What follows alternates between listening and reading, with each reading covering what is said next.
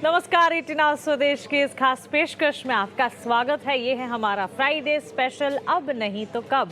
जी हाँ, हर शुक्रवार हम आपके लिए थीम बेस्ड शोज लेकर आते हैं और आपको बताते हैं कि किस तरह से कमाई का या कह सकते हैं कि मुनाफे की जो तैयारी है वो आप कर सकते हो। पोर्टफोलियो में रिच कैटेगरी के स्टॉक्स को थीम वाइज कैसे आप चुन सकते हैं। तो आज का हमारा थीम ये है कि बाजार में तो धुआंधार तेजी आप देख ही रहे हैं। बाजार का जोश इतना है कि नया रिकॉर्ड बनने के बाद भी रफ्तार जो है वो थमने का नाम ही नहीं ले रही।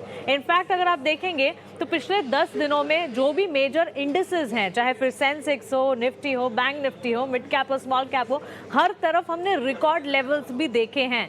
तूफानी तेजी यहाँ जारी है, लेकिन इस तेजी में भी, इस तेजी की आंधी में भी कई ऐसे शेयर्स हैं जो कि अब भी ठंडे पड़े हैं। जी हाँ, उन शेयर्स में अब भी उतना एक्शन नहीं दिखा जितना दिखना चाहिए। तो इस लिस्ट में कई ऐसे बड़े दिग्गज हैं जिनके दम पर बाजार चलता है, लेकिन इस वक्त वो चल नहीं रहे। तो ये क्या इन शेयरों का नहीं चलना आपके लिए एक मौका है या फिर इन शेयरों से दूर रहना चाहिए? इस खास थीम पर, इस खास मुद्दे पर बातचीत होगी। तो इस तेजी में उनकी रफ्तार जो सुस्त है, उस सुस्ती को कैसे समझा जाए, इसी पर बात करेंगे हमारी इस खास पेशकश अब नहीं तो कब में।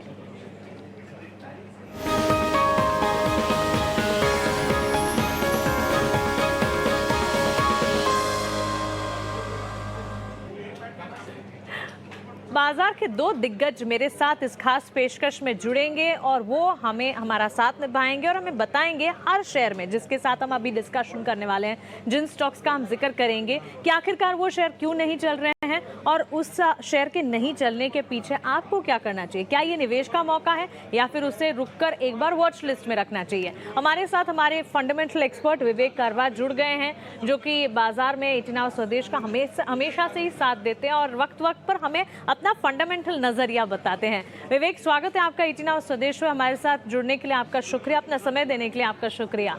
सो इस थीम में विवेक, इनफैक्ट हम मिड कैप, स्मॉल कैप और लार्ज कैप कैटेगरी के उन शेयरों की बात करेंगे जिसमें हम एक्शन नहीं देख रहे हैं। और शुरुआत में करना चाहूंगी उस थीम या उस सेक्टर से जो कि डिफेंसिव के तौर पर चलता था, लेकिन अब ये खुद एक स्टैंडअलोन सेक्टर बन चुका है। बात कर रही हूँ फार्मा सेक्टर की। फार्मा सेक्टर में सिप्ला के स्टॉक को लेकर आते हैं और सिप्ला के स्टॉक में जिस तरह के मूवमेंट दिखे हैं विवेक, हेल्थ केयर, फार्मा, डायग्नोस्टिक ने जितनी मजबूती दिखाई है, सिप्ला ने उतने एक्शन के साथ कामकाज नहीं किया है। इनफैक्ट पिछले कई दिनों से हमने न्यूज़ फ्लोज देखे हैं, कुछ न्यूज़ फ्लोज पॉजिटिव रहते हैं, कुछ दिन होते हैं जब सिप्ला में एक्शन दिखता है, लेकिन अदरवाइज ताज़ा खबर ही देखें तो हमने देखा यूएस एफडीए ने पीथमपुर यूनिट के लिए आपत्ति जताई है, तो ये एक नेगेटिव ट्रिगर भी है। लेकिन इस स्टॉक में क्योंकि फार्मा हेल्थ केयर तो चल रहा है, विवेक आपकी राय क्या होगी, इसकी कमजोरी को आप कैसे देखते हैं? Good afternoon Mansi. देखिए, पहले तो जो आपने शुरुआत में बोला था ना कि मार्केट चल रहा है लेकिन कुछ सेक्टर्स अभी तक नहीं चल रहे हैं। इनफैक्ट अगर आप इंडेक्स कॉन्स्टिट्यूएंट्स को देखो तो आपको पता चलेगा कि काफी स्टॉक्स ऐसे हैं जो बिल्कुल मूवमेंट नहीं दे रहे हैं और बहुत सेलेक्टिव स्टॉक्स के कारण ही इंडेक्स ऊपर जा रहा है। मतलब आप अगर गिनती करोगे तो मतलब 6-7 आपको कंपनीज मिलेगी जो अच्छा कर रही है। Overall mid and small cap में अभी तक बहुत बड़ी रैली चालू नहीं हुई है और इनफैक्ट इसी के लिए एफआई का पैसा आ रहा है। और इनफैक्ट आपके मतलब अजय, आज मैं उनका इंटरव्यू देख रहा था विद कोटक एएमसी के साथ, तो वो उन्होंने भी क्लियरली कहा था कि एक फार्मा सेक्टर ऐसा हो सकता है जो यहाँ से एक डार्क हॉर्स हो, ये पॉसिबिलिटी है। देखिए, अब तक आईटी ने एक बहुत खराब प्रदर्शन दिया था और उसके बाद में फार्मा ने दिया था। फार्मा में थोड़ी बहुत रिकवरी आई है, लेकिन उतनी तेजी से रिकवरी अभी तक नहीं आई है और ईयर ऑन ईयर आप अगर देखो तो ओवरऑल सेक्टर अभी भी नेगेटिव है। तो सिप्ला इसमें एक दिग्गज स्टॉक है। इनफैक्ट वैल्यूएशन आज भी कोई इसका खराब नहीं है, इनफैक्ट अट्रैक्टिव वैल्यूएशन में बोलूंगा मैं। और मुझे लगता है कि इसको आपको डेफिनेटली होल्ड करना चाहिए एक स्टॉप लॉस लगा के, क्योंकि मार्केट ऊपर है। जब कभी अगर मार्केट गिरे तो ओवरऑल फार्मा अगर चीप है तो भी वो भी गिरेगा। तो शॉर्ट टर्म में हो सकता है कि इसका टारगेट आपको 1060 से लेके 1100 आराम से मिल सकते हैं, पॉसिबिलिटी है। और लॉन्गर टर्म में सिप्ला मुझे यहाँ से भी बेहतर लग रहा है। और जो ये आपने कहा था कि ऑब्जर्वेशंस यूएस एफडीए का, देखिए ऐसे ऑब्जर्वेशंस आते रहते हैं, ये बहुत कॉमन चीज हो गई है आजकल। बहुत मतलब एकदम सीवियर ऑब्जर्वेशन नहीं आए तब तक मार्केट भी बहुत सीरियसली नहीं लेता है। और जब भी यूएसएफडीए का इंस्पेक्शन होता है तो छोटा मोटा दिक्कतें आती रहती है। ये यही बात है, जैसे हम लोग अभी स्टॉक ब्रोकर्स है, अगर क्या एक्सचेंज का इंस्पेक्शन हो या सेबी का इंस्पेक्शन हो, हम लोग कितना भी अच्छी तरह सब कुछ रखो, फिर भी एक दो ऑब्जर्वेशन फिर भी आ जाएगा। तो यही सिचुएशन है आज के दिन फार्मा में, तो बहुत ये दिक्कत की बात नहीं है। मुझे लग रहा है कि यहाँ से अंडर वैल्यूड है, ये आपको डेफिनेटली एक होल्ड करके चलना चाहिए। Okay, so pharma is the new big, और यहाँ पर जो तेजी की रफ्तार है वो फार्मा से जुड़े मेजॉरिटी प्लेयर्स में होगी। और ये बात तो सही कही आपने विवेक, के ऑब्जर्वेशंस जो है वो एक तरह से ऐसे एक ट्रिगर है जो कि ऑफकोर्स हर फार्मा कंपनी को देखनी पड़ती है, झेलनी पड़ती है, और वो कोई इतना बड़ा ट्रिगर भी नहीं है, लेकिन ऑफकोर्स एक न्यूज़ फ्लो ज़रूर है जिस पर नज़र होनी चाहिए। लेकिन इसके अलावा अगर आप देखेंगे वैल्यूएशंस के तर्ज पर, न्यूज़ फ्लोज के तर्ज पर, डोमेस्टिक फार्मा कंपनियां जो हैं वो लगातार फोकस में हैं, और इसी के चलते इस पर नज़र होनी चाहिए। कुछ ऐसे स्क्रिप्ट्स जैसे कि सिप्ला, इन पर नज़र रखें, क्योंकि फार्मा में जो सारे स्टॉक्स चले हैं वहाँ सिप्ला आपको एक मौका तो दे रहा है, इतना नहीं चला है, पोजीशंस अगर हैं उसे बचा कर रखें, ये राय आपको मिलती हुई। लेकिन फार्मा के ही साथ अगर हम मेजर प्लेयर्स की बात करें, विनीत भी हमारे साथ जुड़ गए हैं, विनीत बुलंदशकर है हमारे साथ। शुक्रिया विनीत अपना समय देने के लिए, स्वागत है आपका। शुरुआत में रिलायंस से करना चाहूंगी और आपका टेक रिलायंस पर जानना चाहूंगी, क्योंकि रिलायंस से उम्मीदें तो ढेर सारी होती है, और बाजार में जब भी हम मजबूती देखते हैं और कहीं से अगर आप देखें कि निफ्टी परफॉर्म नहीं भी कर पा रहा है, तो उसके पीछे की वजह सबसे पहले वही देखते हैं कि हैवी वेट्स जो है वो परफॉर्म कर रहे हैं या नहीं, एचडीएफसी ट्विंस में परफॉर्मेंस है या नहीं, क्या रिलायंस सपोर्ट कर रहा है या नहीं। सपोर्ट करता जरूर है, लेकिन इन दिनों भी अगर देखें तो धीमी धीमी चाल चलता है रिलायंस। कैसे देखते हैं फंडामेंटल्स को आप, और आपकी राय क्या होगी इन स्तरों पर रिलायंस की परफॉर्मेंस पर? देखिए, इन्वेस्टर्स को एक चीज जाननी चाहिए कि रिलायंस की मूव जनरली कैसे रहती है। मतलब नॉर्मली 8-10% आपको एनुअली रिटर्न देता है, और and then it moves in spurts. हमने ऐसा देखा है 2 बार होते हुए। तो इन्वेस्टर्स को ये ध्यान में रखना चाहिए कि आपको 8-10% से ज्यादा उम्मीद नहीं रखनी चाहिए फ्रॉम रिलायंस। और उसके बाद में आप एक्सपेक्ट कर सकते हैं कि जब भी इनकी जो ट्रिगर्स आएंगी from the EV and the green energy vertical, तभी ये स्टॉक चलना चालू हो जाएगा। सो ये इसका जो कैरेक्टरिस्टिक है मूवमेंट का, वो हमें ध्यान में रखना चाहिए। वैसे बिजनेस बहुत स्ट्रांग है और आपको होल्ड करना अनिवार्य है।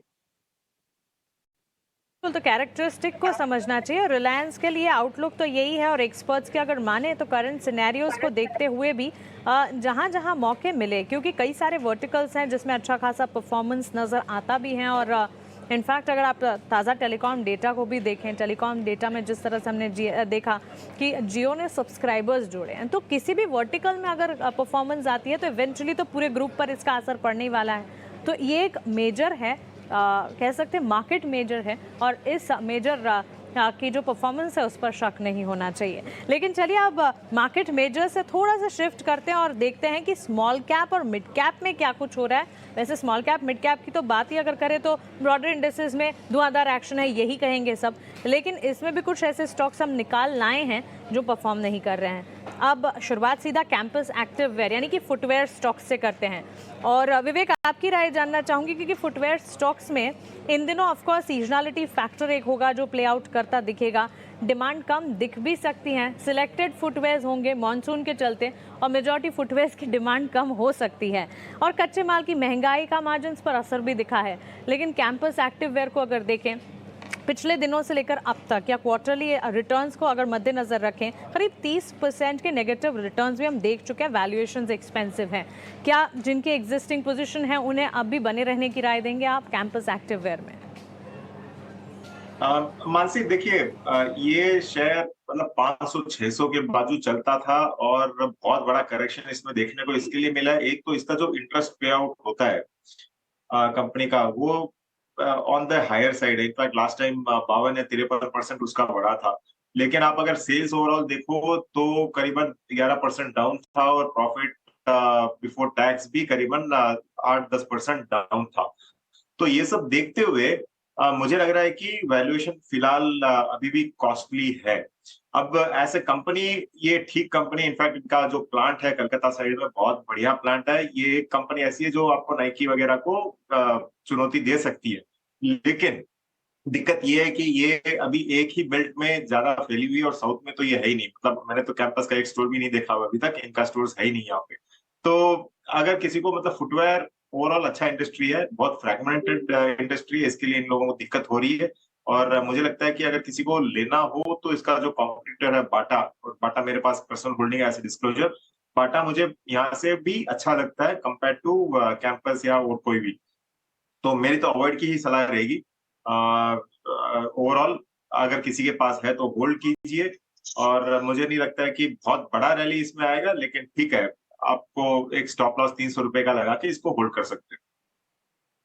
कि जो सेगमेंट्स हैं आपके लिए काफ़ी फ़ायदेमंद, हमारे व्यूअर्स के लिए फ़ायदेमंद इसलिए हैं क्योंकि अमूमन मार्केट में बाजार से जुड़े शोज़ जो भी आप देखते हैं उसमें आपको ये बताया जाता है कि आपको करना क्या है, कौन से शेयरों में निवेश क्यों करना है।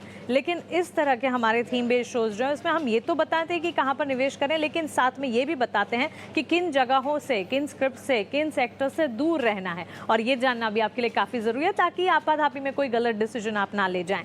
बहरहाल अगर कैंपस एक्टिववेयर की बात करें, पोजीशंस हैं तो उसे रखें, लेकिन नई पोजीशन से दूर रहने की राय। फुटवेयर को अगर खेलना ही है तो बाटा पर नजर होनी चाहिए। विनीत, थोड़ी देर पहले हम विवेक से बात कर रहे थे, फार्मा सेक्टर पर डिस्कशन चल रही थी और फार्मा सेक्टर में हम बात कर रहे थे कि हेल्थ केयर डायग्नोस्टिक फार्मा में अच्छा खासा एक्शन है, लेकिन इस एक्शन में भी स्मॉल कैप कैटेगरी के कुछ स्टॉक्स हैं जो कि परफॉर्म नहीं कर रहे हैं, जैसे पिरामल फार्मा करीब 34% तक के हमने देखा है कमजोरी के लेवल जहां पर देखने को मिले हैं। लेकिन अगर आप देखेंगे 2 हफ्तों पहले ही एक खबर आई थी, पिरामल फार्मा की ऑर्डर बुक जो है वो काफी अच्छी है और इसी के चलते स्टॉक में उस वक्त हमने मूव भी देखा था। क्या आपको लगता है कि फार्मा हेल्थ केयर डायग्नोस्टिक, जिसमें इनफैक्ट बाजार के बड़े दिग्गजों की भी कह सकते हैं कि इंटरेस्ट बढ़ रहे हैं, कॉन्फिडेंस बढ़ रहे हैं, ऐसे में पिरामल फार्मा जैसे स्टॉक है जो कि आपको एंट्री पॉइंट दे रहे हैं स्पेस में? हमें लगता है कि जब तक क्लैरिटी नहीं आती है ना नंबर्स में, तब तक होल्ड करे रखना चाहिए। ऑप्टिमिज्म पे नहीं बाय करे। ये बिजनेस हमें जब तक ये नहीं मिलता कि रुक अच्छा नहीं मिलता है इन द क्वार्टरली नंबर्स, तब तक इसको होल्ड पे रखें क्लाइंट। ठीक है, तो चलिए अब क्लैरिटी यहाँ पर नहीं आएगी तब तक अगर पोजीशन है तो होल्ड रखें, लेकिन ये वो स्पेस है, अगर नई पोजीशन का मन बना रहे तो इसी सेक्टर से जुड़ी कई सारे प्लेयर्स हैं जिस पर आप नज़र बनाकर चल सकते हैं, जो कि अच्छा चल रहा है उस पर भी नज़र रख सकते हैं। पिरामल फार्मा जैसे स्टॉक को सिर्फ वॉच लिस्ट में रखा जा सकता है। लेकिन चलिए फार्मा की ही जहाँ बात चली है तो फिर ग्लैंड फार्मा का भी जिक्र करते हो। विवेक, आपसे जानना चाहेंगे क्योंकि ग्लैंड फार्मा में भी ऑफकोर्स वापस से हम वही डिस्कस करेंगे कि जिस तरह के सेंटिमेंट्स, जिस तरह के न्यूज़ फ्लोज आ रहे हैं, सीधे तौर पर अगर फंडामेंटल्स की बात करें तो घरेलू और विदेशी मार्केट में बिक्री में कमी आई है जो कि एक कंसर्न हो सकता है। हैदराबाद यूनिट में प्रोडक्शन बंद होने का भी असर दिखा था। ऐसी छोटी मोटी चीज़ें हैं जिसके चलते ये न्यूज़ फ्लोज में चैलेंजेस का सामना कर रहा है। तो फिर आपकी राय इस स्पेस पे क्या होगी, इस स्टॉक पे क्या होगी? देखिए मानसी, मतलब जब ये यहाँ से डबल रेट्स पे चल रहा था, मतलब 2000 लेवल्स, 1800 लेवल्स, तब ये बहुत बहुत कॉस्टली लग रहा था एज अ स्टॉक। लेकिन इतना गिरने के बाद, मतलब 1000 रुपए के नीचे ये टेस्ट करके आज के दिन 1070 के आजू बाजू जो चल रहा है, मुझे लगता है कि यहाँ पे वैल्यूएशन काफी अट्रैक्टिव हो गया है। एक और चीज, आज मतलब ईटी नाउ स्वदेश पे ही मैं सुन रहा था, सुबह डिस्कशन चल रहा था जब ओपनिंग कॉल पे, कि जब मार्जिन आपका कहीं पे भी हिट हुआ हो कोई भी सेक्टर या कंपनी में, उस वक्त आप अगर उसमें निवेश करते हो तो जब अच्छा टाइम आएगा तो स्टॉक बहुत अच्छा करेगा। मुझे लगता है कि फार्मा यहाँ से अच्छा कर सकता है आगे चल के। और ग्लैंड फार्मा ओवरऑल आप अगर देखो पिछले 4 क्वार्टर से सारा फार्मा सेक्टर ही आपको नेगेटिव रिजल्ट्स दिखा रहा है, और same is the case with gland pharma. तो आगे चल के यहाँ से इंप्रूवमेंट मुझे दिखता है, मतलब वर्स्ट इज ओवर बोलूंगा मैं। और यहाँ से अगर थोड़ा भी पॉजिटिव इंप्रूवमेंट आता है तो मुझे लगता है कि ये स्टॉक आपको 1200 तक आराम से दिखा सकते हैं, पॉसिबिलिटी है। वैल्यूएशन सस्ते हैं, मतलब 1200 से लेके 1250 तक ये आराम से आपको दिखा सकते हैं, पॉसिबिलिटी है। यही सिचुएशन अगर मतलब फार्मा सेक्टर में ओवरऑल रिवाइवल की बात कर रहा हूं मैं, तो ये आपको आराम से मिल जाएगा। तो ओवरऑल फार्मा सेक्टर में रिवाइवल की बात हो रही है और इसी के चलते ये जो आपको हिदायत एडवाइस है वो सारे के सारे फार्मा प्लेस के लिए इस तरह से मानकर चलना है। लेकिन चलिए एक और मेजर बैंक्स, फाइनेंशियल्स की लगातार हम बात करते हैं, एनपीएफसीज की हम लगातार बात करते हैं। Vineet, Bajaj twins, Bajaj Finserv, Bajaj finance की अगर बात करें, पर्टिकुलरली बजाज फाइनेंस एक रेंज में रहा है पिछले 1 महीने के ट्रेंड को अगर आप देखेंगे, लेकिन 1 महीने में 1450, 1450 से 1525 तक का सफर इस स्टॉक ने तय जरूर किया है। और अगर ज़्यादातर फंडामेंटल्स, ब्रोकरेजेस की अगर माने तो इस स्टॉक में ऑलमोस्ट 50% बाय रेटिंग्स भी आती है। लेकिन आपके हिसाब से फंडामेंटल्स कैसे प्ले आउट कर रहे हैं बजाज फिनसर्व में? एयूएम ग्रोथ की रफ्तार जो है वो धीमी तो नजर आई है, एनालिस्ट का ये मानना है, आप क्या कहेंगे? हमें लगता है कि वापस रिवाइवल आएगा इस स्टॉक में। एंड हमारी गुंजाइश इसके ऊपर निर्भर है कि जो बजाज फाइनेंस की जो बिजनेस है वो काफी रफ्तार पकड़ेगी और हाई ग्रोथ रेट सस्टेन रहेंगे और इसके पीछे ये बिजनेस ग्रो करेगा। और अगर आप इसके अलावा देखेंगे इंश्योरेंस बिजनेस भी काफी स्ट्रॉन्ग ट्रेंड पे है। फाइनेंशियलाइजेशन की और कोविड के बाद में लोगों को एक्सपीरियंस हुआ है कि इंश्योरेंस करना ही चाहिए। तो हमें लगता है कि ये दोनों वजह से ये स्टॉक आगे जाके अच्छा परफॉर्म करे। ओके, तो चलिए ये राय आपको मिलती हुई और अच्छी परफॉर्मेंस की उम्मीद ज़रूर है। और इन दोनों ही स्टॉक्स ने वक्त वक्त पर अपनी परफॉर्मेंस दिखाई भी है, जो कि इस बात का प्रमाण है कि यहाँ पर परफॉर्मेंस, या कह सकते हैं कि स्टॉक्स या कंपनियों के पास क्षमता है परफॉर्म करने की। लेकिन अब वापस से कुछ और स्मॉलर प्लेयर्स की तरफ चलते हैं। और विवेक, एक थीम है सीजनलिटी फैक्टर की, जहाँ हम बात करते हैं घूमने फिरने की, हम जहाँ बात करते हैं, अब इसमें हमारे व्यूअर्स जो हैं या रिटेल पार्टिसिपेंट्स जो हैं कुछ गलतियाँ कर देते हैं कुछ ऐसे स्टॉक्स खरीदने की जो स्टॉक्स हो सकता है खबरों में ज़रूर हैं लेकिन रिटर्न शायद ना दे पाएं। होटल स्टॉक्स हो गए, इजी ट्रिप प्लानर्स जैसे स्टॉक्स हो गए। इस पूरे बास्केट को खेलना कैसे चाहिए? क्योंकि इजी ट्रिप प्लानर्स की ही अगर बात करेंगे, तिमाही आधार पर हमने नतीजे कमज़ोर देखे हैं। अब इजी ट्रिप प्लानर्स में अगर किसी ने खरीदारी कर ली है या खरीदारी का मन बनाकर चल रहे हैं, तो एक तो उनके लिए राय क्या होगी? और अगर सीजनलिटी फैक्टर में होटल स्टॉक्स हो गए, लीजर, एंटरटेनमेंट, एविएशन, ये सारे के सारे थीम्स जो हैं, इसमें अगर कोई पर्टिकुलर बेस्ट प्लेयर ढूंढना है तो कैसे ढूंढा जाए? इसमें लगेज को भी ऐड कर सकते हैं। मानसी, अगर मतलब ट्रैवल ऐसे इंडस्ट्री, और मुझे घूमने का बहुत शौक है, इनफैक्ट एक ब्लॉग भी बनाया हुआ मैंने ट्रैवल पे। लेकिन ईज माई ट्रिप पे मैं अवॉइड की सलाह दूंगा। अब इसके एक दो कारण भी बोलता हूँ, और मैं प्रिफर करूंगा कभी भी जो लगेज इंडस्ट्री है जैसे वीआईपी वगैरह है वो मैं प्रेफर करूंगा, या फिर एविएशन में इंडिगो प्रेफर कर सकता हूँ। और सबसे बेस्ट पिक इसमें रहेगा आपका होटल इंडस्ट्री। लेकिन ईज माई ट्रिप, इनफैक्ट स्क्रीन पे होल्ड दिखा रहे हो, मेरा तो अवॉइड का ही सलाह रहेगा। क्योंकि एक तो वैल्यूएशन वाइज मुझे यहाँ पे बहुत कॉस्टली दिख रही है compare to Thomas Cook. Thomas Cook भी कॉस्टली दिख रहा है, लेकिन आप अगर जो बोलते हैं ना top of the mind recall अगर करो तो Thomas cook is a better company. लेकिन वैल्यूएशन उसका 3001 करोड़ मार्केट कैप है, जो ईज माई ट्रिप से ऑलमोस्ट आधा है, पहली चीज। दूसरी चीज, इनका जो मार्जिन होता है ईज माई ट्रिप वगैरह का, बहुत थिन वेफर मार्जिन पे लोग काम करते हैं, और जो पैकेज कॉस्ट वगैरह पे तो 10 से लेके 12% का इनका मार्जिन होता है। तो मुझे नहीं लगता है कि ओवरऑल ठीक ठाक चल रहा है सिनेरियो, इसके लिए स्टॉक्स अच्छे कर रहे हैं। लेकिन ओवरऑल लॉन्गर टर्म में मुझे नहीं लगता है कि ये बहुत ज्यादा आपको वेल्थ क्रिएट करके दिखाएंगे, वो पॉसिबिलिटी नहीं है। थॉमस कुक में एक एडवांटेज ये है कि उनके पास रियल एस्टेट बहुत है, इनफैक्ट स्टर्लिंग हॉलीडेज उन्हीं की कंपनी है, तो मैं वो प्रेफर करूंगा compare to EaseMyTrip. तो ये तो अवॉइड रहेगा मेरी तरफ से। तो क्लियरली जैसे कि मैंने आपको बताया कि हर थीम में आपको वैसे स्टॉक्स भी मिल जाएंगे जो कि आपको रिटर्न्स दे जाएं, कुछ ऐसे स्टॉक्स भी मिलेंगे हो सकता है कि वो एक सिनेरियो बन जाए या आपके पोर्टफोलियो में एक लाल निशान दिखाएं। तो इसीलिए अगर आपको ये होटल लीजर वाले कैटेगरी वाले स्टॉक्स चुनने हैं, न्यूज़ फ्लोज के चलते आपको कई सारे शेयर्स हैं जो कि खबरों में दिखेंगे, लेकिन इसका मतलब ये नहीं है कि इस पर कोई निवेश का नजरिया बनाया जाए। होटल स्टॉक्स को चुन सकते हैं आप, लगेज काउंटर्स इनको चुन सकते हैं, चुनिंदा काउंटर्स जिनकी बात हमारे एक्सपर्ट्स बता रहे हैं। और वक्त वक्त पर सही समय आने पर हमारी एडवाइस ये है कि इन स्टॉक्स को आप लिस्ट डाउन कीजिए, हमारे एक्सपर्ट्स जो आपको बता रहे हैं उसे लिस्ट डाउन कीजिए, और जब आपको लगे कि आपकी एपेटाइट के हिसाब से सही समय इन स्टॉक्स में एंटर कर जाएं, लंबी अवधि का निवेश रखें। आगे बढ़ते हैं और विनीत, आपसे इन्फोसिस पर या आईटी सेक्टर पर ही आपकी राय जानना चाहूंगी। और इन्फोसिस के स्टॉक प्राइस को आप कैसे देखते हैं? किस तरह से इन्फोसिस या आईटी सेक्टर में अगर निवेश का नजरिया बनाना है, क्योंकि ताज़ा एजीएम के टेकअवेज की बात करें, काफ़ी इंटरेस्टिंग टेकअवेज थे। इन्फोसिस ही नहीं, आईटी सेक्टर के लिए ही इन दिनों चाहे ग्लोबल चैलेंजेस हो, लेकिन भारतीय बाजार में जो है IT plays, mid cap IT plays काफ़ी अच्छा प्रदर्शन दिखा रहे हैं। इनफैक्ट इन्फोसिस की अगर बात करें तो लार्ज डील्स ने काफ़ी सॉलिड फाउंडेशन इस कंपनी को प्रोवाइड किया है। आपकी राय क्या होगी? एक ऐसा व्यू है कि जो यूएस मार्केट में हम डिसरप्शन एंटिसिपेट कर रहे हैं, उसके पीछे हमको हमारे पोर्टफोलियो में यूएस रिस्क नहीं चाहिए। तो हम सबको सलाह दे रहे हैं कि आप आईटी स्टॉक्स अपने पोर्टफोलियो में ना रखें, और आप उसके अगेंस्ट काउंटर आर्ग्यूमेंट आती है कि आईटी तो अच्छा परफॉर्म कर रहा है, सब कंपनीज अच्छा रिजल्ट्स ही दे रही है।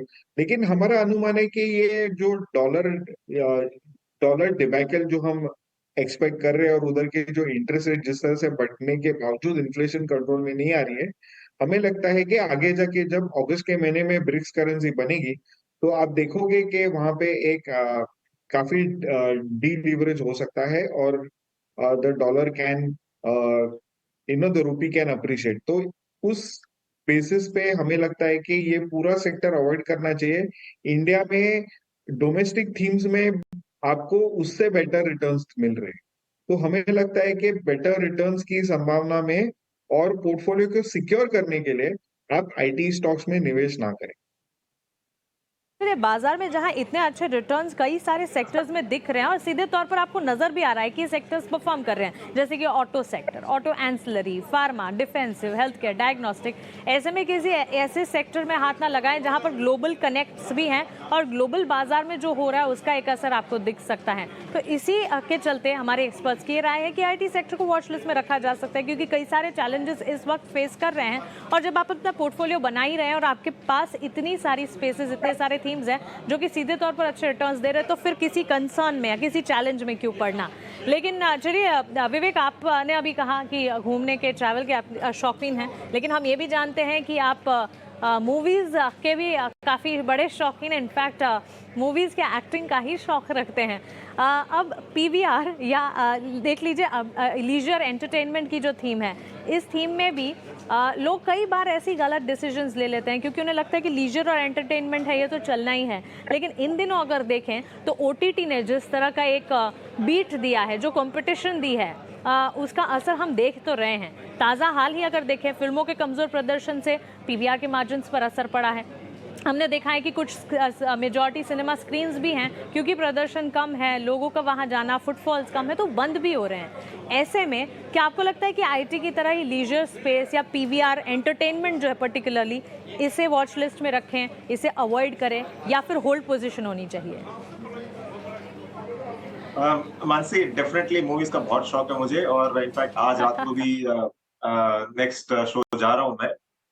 लेकिन इसमें देखिए, पीवीआर वगैरह में क्या हुआ था, जब ये स्टॉक बहुत तेजी से रैली कर रहा था ना, उस वक्त काफी लोग वो बोलते हैं ना, चढ़ती बस में कभी नहीं चढ़ना चाहिए, चलती ट्रेन में कभी नहीं चढ़ना चाहिए, वो बात हो जाती है कई बार।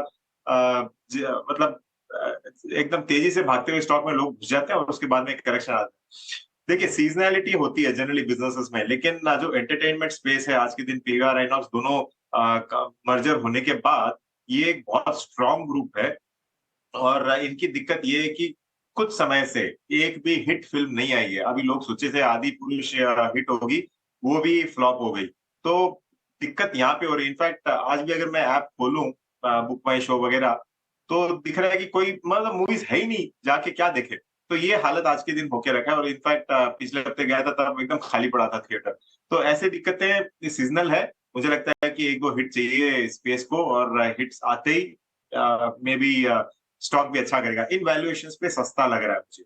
इनफैक्ट आपको धीरे धीरे इसको अक्यूमुलेट करना चाहिए, बाई करना चाहिए, क्योंकि 1380 रुपया काफी सस्ता है। ये ऊपर जाएगा तो आराम से आपको